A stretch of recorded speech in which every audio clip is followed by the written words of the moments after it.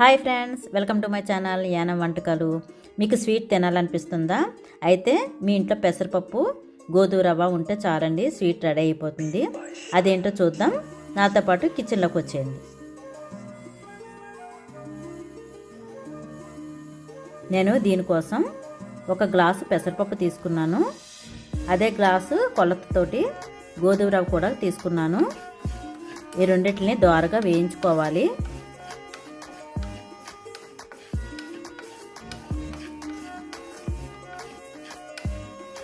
నేను చెప్పిన కొలతలతో చేస్తే చాలా టేస్టీగా కూడా స్వీట్ వస్తుందండి. నేను ఒక గ్లాసు కొలత తీసుకున్నాను. ఆ గ్లాస్ తోటే మీకు చేసి చూపిస్తున్నాను. దోరగా వేయించుకున్న తర్వాత నీళ్ళు వేసుకుని శుభ్రంగా కడుక్కోవాలి.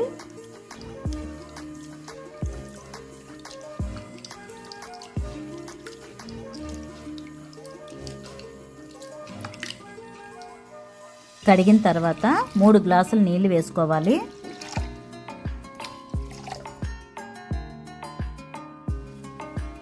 ఒక పావుగంట సేపు నానబెట్టుకోవాలి. ఏ గ్లాస్తో అయితే మనం పప్పులు తీసుకున్నామో అదే గ్లాస్తో 3 గ్లాసులు నీళ్ళు వేసాను. స్టవ్ పై పెట్టుకుని పప్పును ఉడికించుకోవాలి. మరొక గిన్నెలో మనం ఏ గ్లాస్తో అయితే పప్పు తీసుకున్నామో అదే గ్లాస్ తోటి 4 గ్లాసులు చిక్కన పాలు తీసుకొని స్టవ్ పై పెట్టి మరిగించుకోవాలి.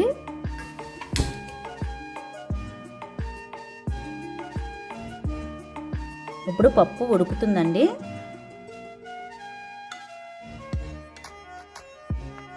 ఈ ఉడుకుతున్న పప్పులో మనం కాచుకుంటున్నాం కదా పాలు, ఆ కాచిన పాలు దాంట్లో వేసేసుకోవాలి.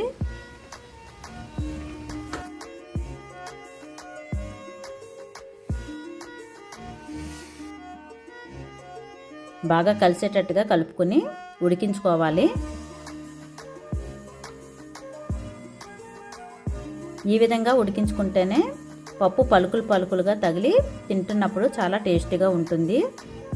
కుక్కర్లో వేస్తే మెత్తగా అయిపోతుంది, అది గమనించండి.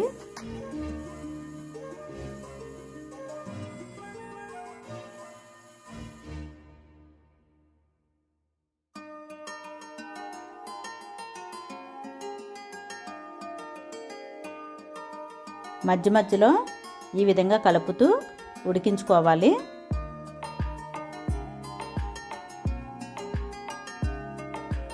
కింద అడుగంటకుండా చూసుకోవాలి. మూత పెట్టి ఉడికిస్తున్నాను.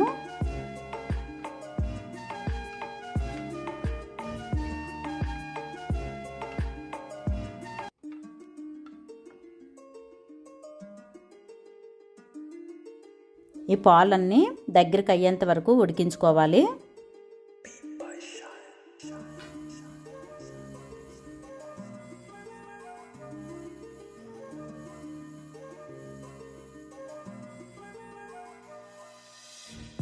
ఈ విధంగా పాలు దగ్గరికి అయ్యాయి కదండి, దాంట్లో అదే గ్లాస్ తోటి కొబ్బరి తురుము వేస్తున్నాను.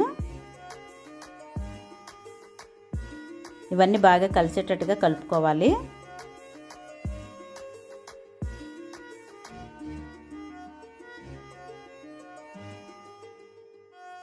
కొబ్బరి తురుము వేసిన తర్వాత ఎక్కువసేపు ఉడికించుకోవాల్సిన లేదు. స్టవ్ ఆఫ్ చేసుకుని పక్కన పెట్టుకోవాలి.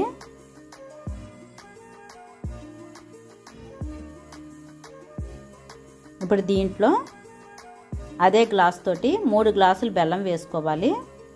బాగా కలిసేటట్టుగా కలుపుకోవాలి.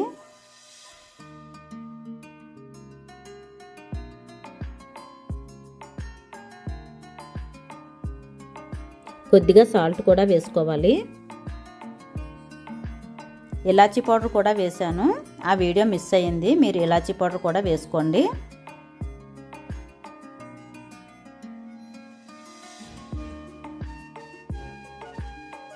స్టవ్ పై మరో కళాయి పెట్టుకుని డ్రై ఫ్రూట్స్ వేయించుకోవాలి. నేను నేతిలో వేయిస్తున్నాను. బాదం పప్పు, జీడిపప్పు,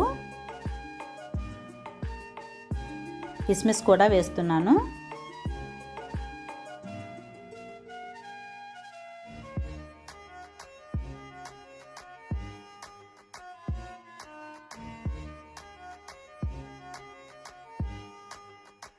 వేగిపోయాయండి, పక్కన పెట్టేసుకుంటున్నాను. తయారు చేసిన స్వీట్ని ఒక బౌల్లో వేస్తున్నాను.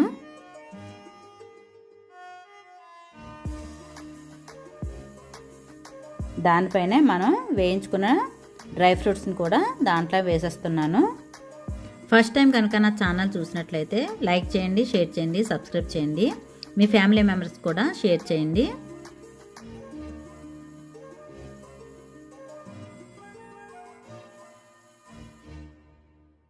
అంతేనండి, పెసరపప్పు గోధుమ రవ్వతో స్వీట్ రెడీ అయిపోయింది. ఈ వీడియో మీకు నచ్చిందని నేను అనుకుంటున్నాను.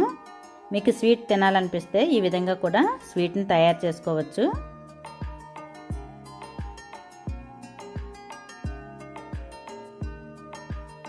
అప్పటికప్పుడు ఇంట్లో ఉన్న వాటితోటే ఈ విధంగా స్వీట్ రెడీ చేసుకోవచ్చు.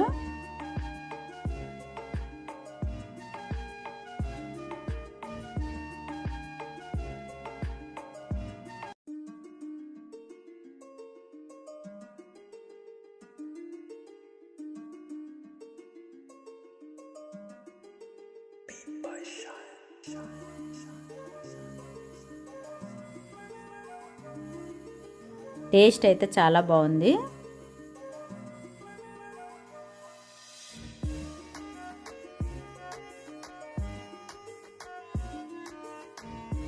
ఈ వీడియో కనుక మీకు నచ్చినట్లయితే లైక్ చేయండి, షేర్ చేయండి, సబ్స్క్రైబ్ చేయండి.